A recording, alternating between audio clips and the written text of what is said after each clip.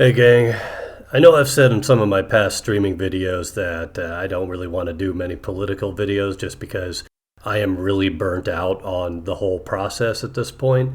But sometimes you see something that kind of strays into your lane or hits close to home and you just have to respond to it. And this is one of those occasions. And on the plus side, I think after you watch this, you'll see why I'm so burnt out on politics. So there's this incredibly cringeworthy video I've been trying to avoid talking about for a long time.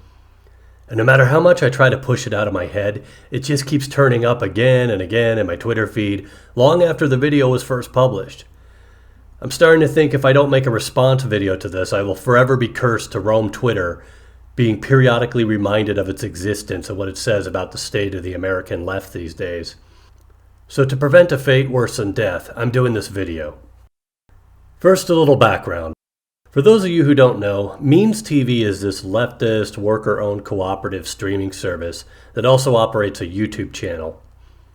I saw one of their earlier videos and it was actually fairly well done and genuinely funny. Take a look.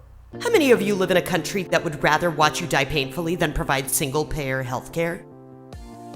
Lucky for you, I'm gonna share some of my favorite DIY tips and tricks so you'll never have to die from a preventable condition again. If you're anything like me, first of all, you're 19, and second of all, you were kicked off your parents' dental insurance before you could get your wisdom teeth removed. Here's an easy hack to get those puppies out of here. You'll need 4 long pieces of string and 2 tampons. Tie 1 string around each wisdom tooth. Get a good friend to slam the door. Choke down on those tampons before you pass out from pain or blood loss. I remember thinking back then, this is a good idea. I sure hope they don't fuck this up. But pretty quickly it became clear that they were going to go down the same dead-end rabbit hole the Western left has been tumbling down for decades now. I realize saying that begs a big question, but as it turns out, the video I'm going to be responding to here is a perfect example of the problem I'm talking about.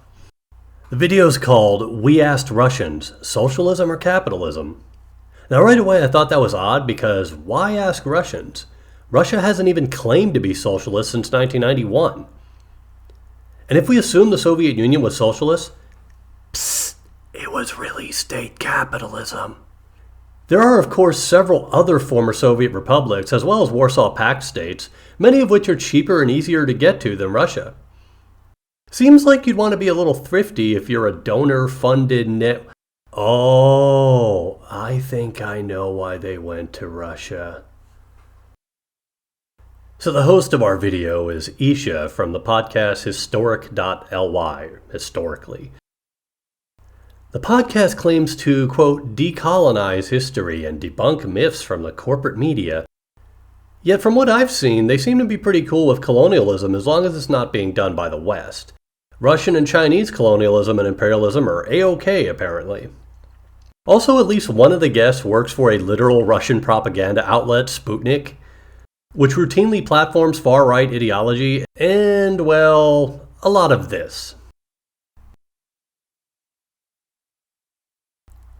And I don't know if she runs the podcast Twitter account, but it tends to post a lot of ignorant Islamophobic stuff about Afghanistan. Like these gems. Ooh, US sends chemical weapons to Afghanistan? Oh, it's only pepper spray. Hey, did you know the Soviet war on Afghanistan is fine because the communist government invited the Soviets? Hafizullah Amin was like, hey, you guys can send your special forces to assault my palace and kill me because I don't want to live anymore. I'm totally cool with this. I guess the US presence in South Vietnam is okay now because, after all, they were invited. That's how this works, right? And finally, there's this gem. See, it's funny because how could there ever be such a thing as a moderate Muslim if they're fighting against a non-American secular government, right? They're obviously backward radical fundamentalist head choppers. See, it's okay to say this kind of thing if you call yourself a leftist and are anti-American. Otherwise, you'd be a xenophobic piece of shit. Well, that certainly decolonized my history and debunked myths spread by the corporate media, who often imply that observant Muslims are possibly fanatical terrorists. I could literally make an entire video detailing how ignorant that podcast tweets about Afghanistan are, or how Isha's posting history really seems like that of a propagandist trying to peddle pro-Kremlin talking points from a leftist angle, thus covering for an openly right-wing authoritarian regime. But now's a good time to get on with the video. Right from the start, the weird thing is that the video and the tweet that leads to it says it's going to compare socialism to capitalism in a totally capitalist country. But right here in the beginning, she says she's going to debunk Cold War myths Americans supposedly believe about Russia. A lot of people in America still believe weird myths from the Cold War era. But the Cold War has been over for roughly 3 decades. Russia is not the Soviet Union. Is it fair to point out that this person apparently works for a history podcast? But before we start talking about that, let's note the locations she appears at because this will come up later. In one clip, she's in Kalushskaya Square, and for most of the video, including the part where she interviews people, she's in Revolution Square and Manege Square. The latter two are both by the Kremlin. This is kind of important because it means the major parts of this video take place literally dead center in the most touristy area of Moscow, while the other clip that isn't there is basically within walking distance to the Kremlin, or you can make it there in literally 2 metro stops. My point is she's not really in the sticks where you'd get a good look at the legacy of the Soviet system and wild 90s capitalism. That said, we get to the meat of the video, where the host interviews a handful of elderly Russians who say the Soviet Union was just wonderful. В Советском Союзе было все очень хорошо. Был мир, дружба, любовь ко всем. Ну, наверное, какое-то общее равенство. В Советском Союзе все было доступно. Все было ровненько и очень хорошо. Все жили весело. Now, some viewers might think these interviews are staged, and it's entirely possible they cut out interviews with people that answered negatively, which is one reason I hate on-the-street interviews like this in the first place. But as someone who is familiar with Russian culture and who has interviewed random Russians on the street on several occasions, I can tell you that Russians of nearly all ages are very skilled at giving sound bites for interviews. From my experience, I'd say nothing here seems too scripted, but from what I know of the podcast and given the level of mendacity in this video, you can't entirely rule it out. The problem with this whole section is that it's, well, incredibly idiotic and doesn't prove a goddamn thing. I don't know whether it's more amusing or appalling that a so-called left that so often casually dismisses the personal experience of Syrian or Venezuelan refugees and survivors of Uyghur concentration educational job training centers, would try to change people's position about the Soviet Union based on a few interviews with random elderly Russians. But there's an even bigger issue with these interviews in that they lack all context about Russian culture and modern Russian society. It would be easy to compare these interviews to asking white American boomers how great the 50s and 60s were, but the cultural landscape in both countries today is very different. Russia, especially since the rise of Putin, has been on a long, often state-sponsored Soviet nostalgia binge. TV shows, speeches from officials, including Putin, and educational textbooks all paint an increasingly rosy picture of the Soviet Union, albeit through a lens of Muscovite imperialism.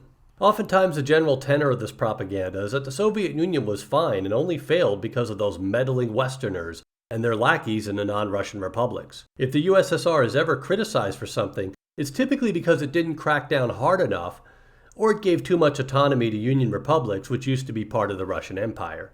Now, as an aside, it's important to say that this historical narrative isn't limited to the Soviet Union. Official state propaganda also glorifies the Russian Empire and whitewashes its historical crimes. Now, this isn't exactly an entirely unique thing in most of the world, and you may say this kind of compares to the way American textbooks talk about United States history.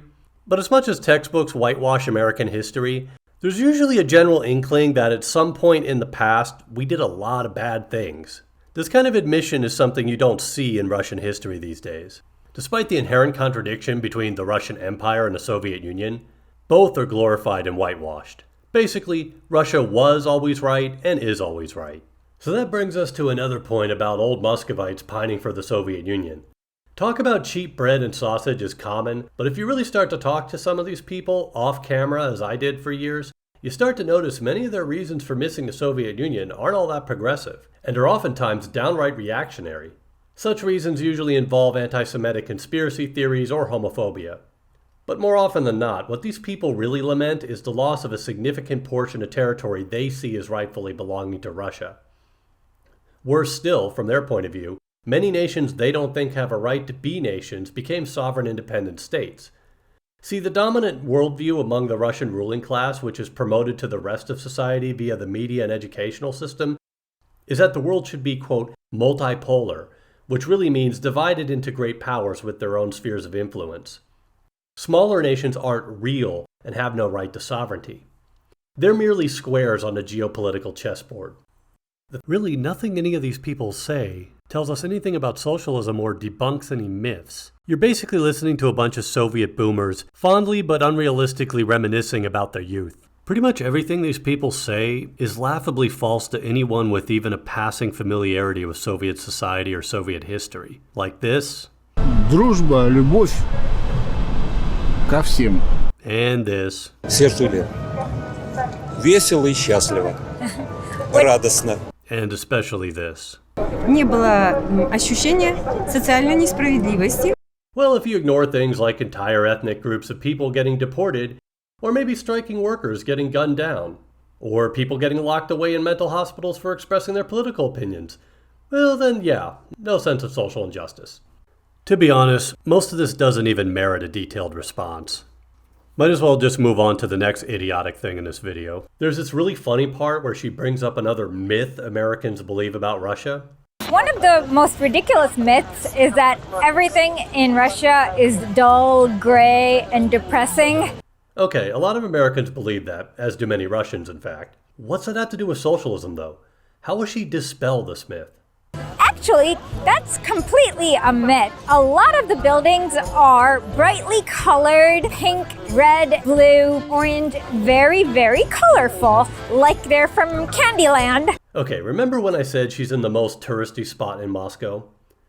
This has virtually nothing to do with socialism. Many of the buildings around there either predate the revolution, or they were either built or heavily restored after the fall of the Soviet Union. This isn't praise for the Soviet Union, it's praise for Moscow Mayor Sergei Sobyanin.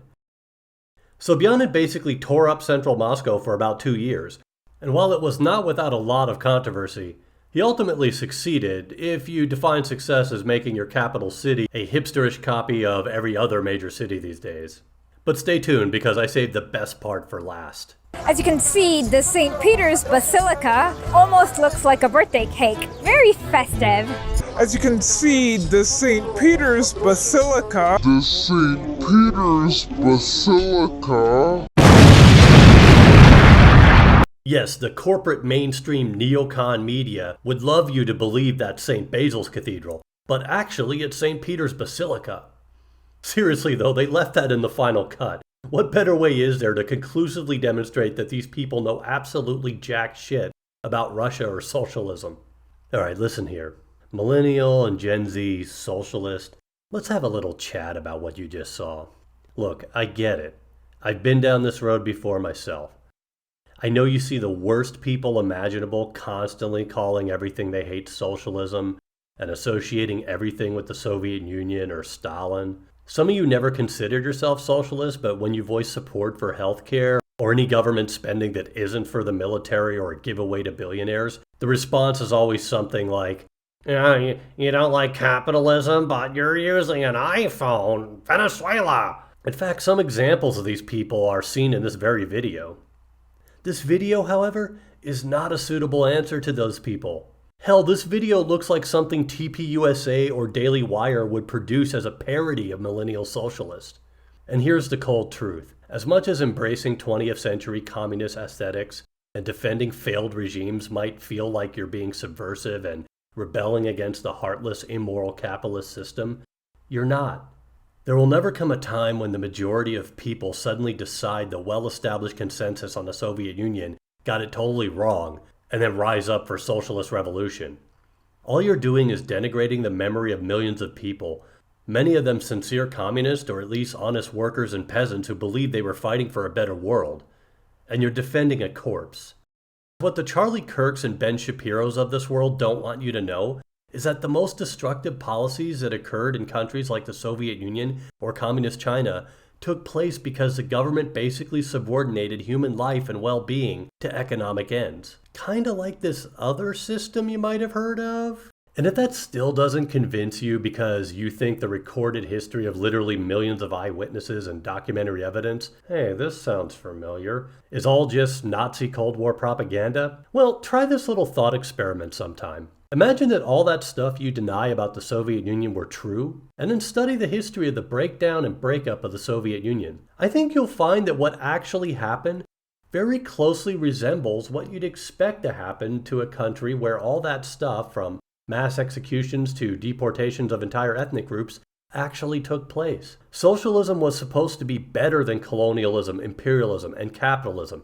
Not as bad, or often worse. There's a reason why all the Coke-funded chuds and other capitalist lackeys keep bringing up the Soviet Union and other failed regimes, because they want you to have to answer for them, even though you're not automatically obligated to do so just because you call yourself a socialist. In fact, by the original definition of socialism, that is, a society where the means of production belong in common to the people who use them, the Soviet Union and all those experiments based on it have nothing to do with socialism other than empty words. But if you wrap yourself in that flag and carry a torch for a country that ceased to exist nearly 30 years ago, then it's on you. You shoulder that burden.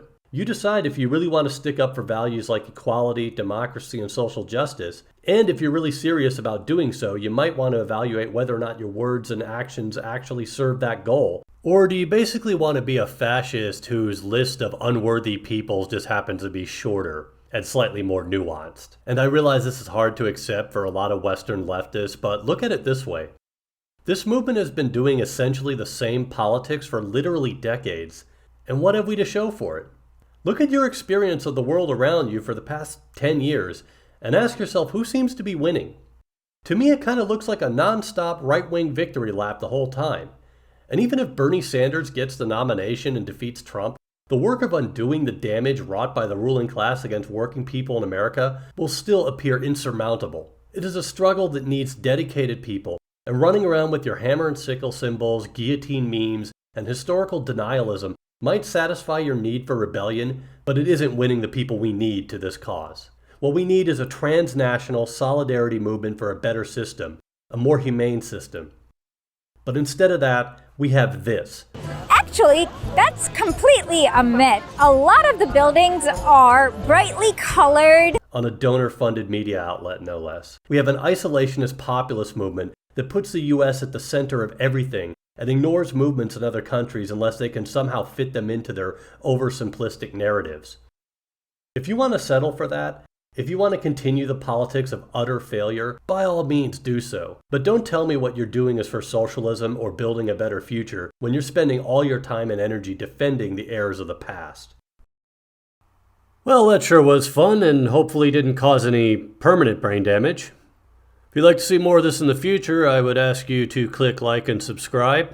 Also, if you really liked the video, check the description below for the link to my Patreon account so you can send me money. At the very least, you can rest assured that I'm not going to blow the money on some wasteful trip to Russia like these people from the worst history podcast in the world did.